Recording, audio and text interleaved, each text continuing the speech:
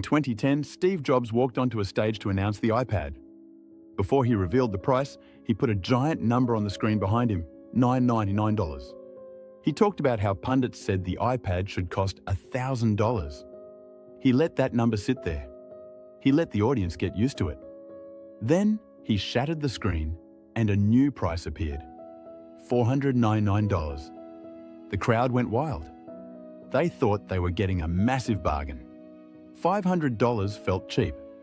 But if he had walked out and immediately said, "This tablet costs $500, the crowd might have said, "That's expensive for a big iPhone." By showing them $999 first, he changed their perception of value. This is called the anchoring effect, and it is the primary weapon used against your wallet every single day. The anchoring effect is a cognitive bias, where an individual depends too heavily on an initial piece of information offered, the anchor, when making decisions.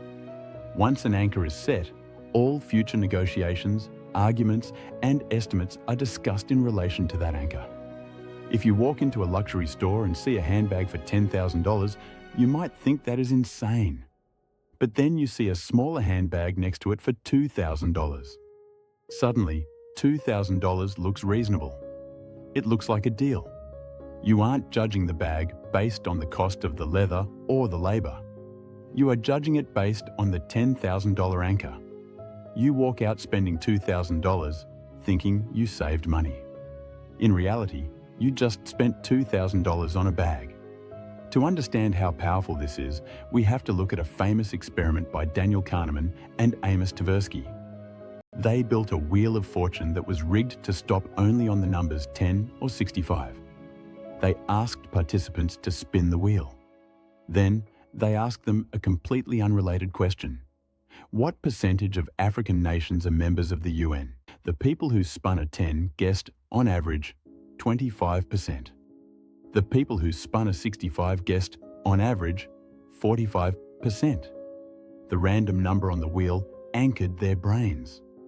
A higher number on the wheel led to a higher estimate for the UN, even though the two things had absolutely nothing to do with each other. If a random number can manipulate your geography knowledge, imagine what a carefully crafted price tag can do to your spending habits.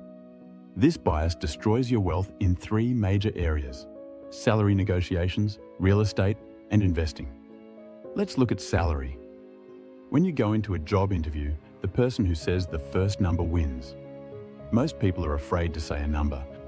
They say, "I'm flexible," or "What is the range?" They are terrified of asking for too much.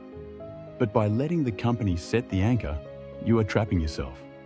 If the company says, "The range is 80 to 90,000, the anchor is set. You will fight hard to get 92,000 and feel like a winner. But if you had walked in and said, "I am looking for 120,000, the anchor is now 120. Even if they negotiate you down to 110, you are still making $20,000 more than if you had let them set the anchor. You must set the anchor high. It pulls the entire negotiation in your direction. Next, real estate. The listing price of a house is an anchor. It is a made-up number. It is what the seller wants, not what the house is worth. But buyers treat it as a baseline. If a house is listed for $500,000 and you get it for $480,000, you feel like you won. But if the house is only worth $450,000, you actually overpaid by $30,000. You fell for the anchor. To defeat this, you must ignore the listing price entirely. Look at the comps, comparable sales. Look at the data. Set your own anchor based on reality, not the seller's wish list. Finally, investing. Investors often anchor to the price they paid for a stock. You buy a stock at $100. It drops to $80. Rational analysis says, is this company still good? If not, sell. But your brain is anchored to 100. You think, I can't sell until it gets back to 100. You are waiting for the market to validate your anchor. But the market doesn't care what you paid. The stock could go to zero while you are waiting for it to hit your arbitrary number. You must learn to mark to market. Forget what you paid. The only price that matters is the price right now. So, How do we defend against this? How do we stop our brains from latching onto the first number we see? Strategy 1. The zero base reset. Before you look at the price tag, ask yourself, what is this worth to me? If you're looking at a car, decide on the value before you look at the sticker. I would pay $20,000 for this. Then look at the sticker. If it says $25,000, you know it's a bad deal. If you look at the sticker first and it says $30,000 and then the dealer offers it for $25,000, you will think it's a good deal. You must establish your own internal valuation before the external anchor is set. Strategy 2. The walk-away power.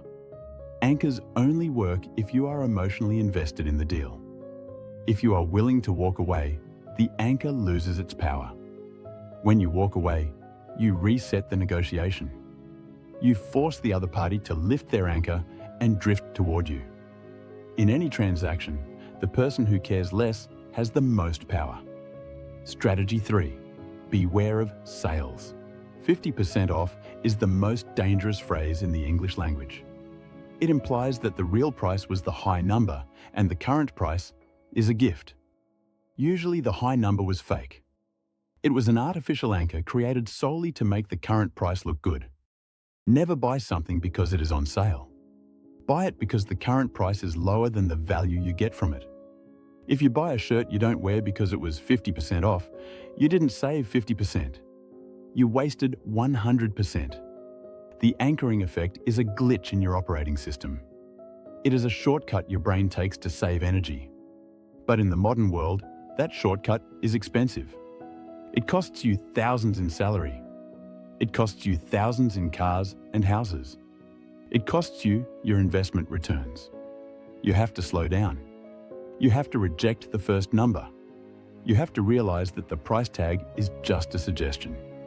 It is an opening move in a game of chess. Don't let your opponent dictate the board. Set your own anchor.